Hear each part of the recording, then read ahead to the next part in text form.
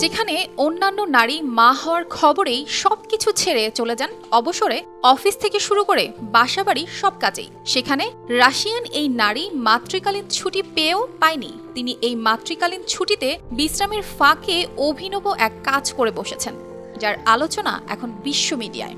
এরই মধ্যে তিনি খেতাব পেয়েছেন জ্যাক মায়ের নারী ভার্সন হিসেবে।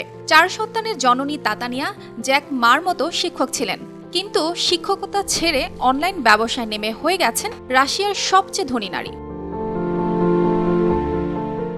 অ্যামাজনের রাশিয়ান ভার্সন চালিয়ে এখন $1300 কোটি মালিক তিনি। আর এই নারী হচ্ছে তাতিয়ানা বাকালচুক। ফোর্বস ম্যাগাজিনের বিশ্বের সবচেয়ে ধনীদের তালিকায় উঠে এসেছে এমন তথ্য।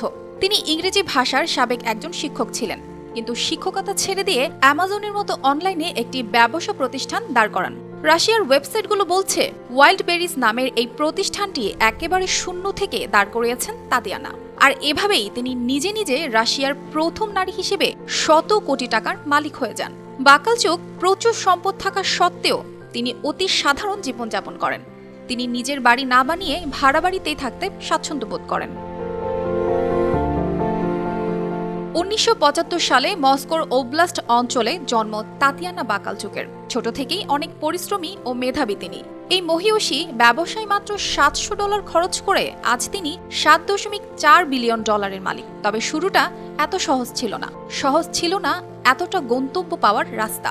তার তৈরিকৃত ই-কমার্স ওয়াইল্ড বেরিজ একটি জার্মান রিটেইলার অটো থেকে কাপড় পুনঃবিক্রয়কারী একটি ছোট উদ্যোগ হিসেবে যাত্রা শুরু করেছিল।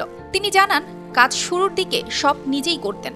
নিজেই পণ্য সংগ্রহ করে মস্কোর বিভিন্ন স্থানে বাসে করে ক্রেতাদের কাছে তিনি পণ্য নিয়ে আসতেন। মানে তিনি একাই প্রস্তুতকারক, একাই প্রোডাক্ট ডেলিভারি ধারক।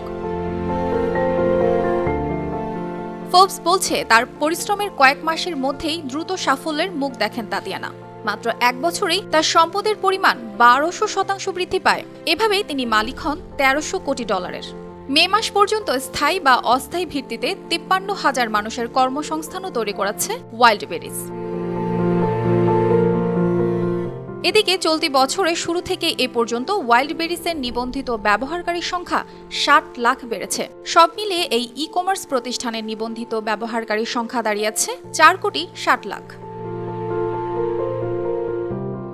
অর্পিতা জাহান, RTV।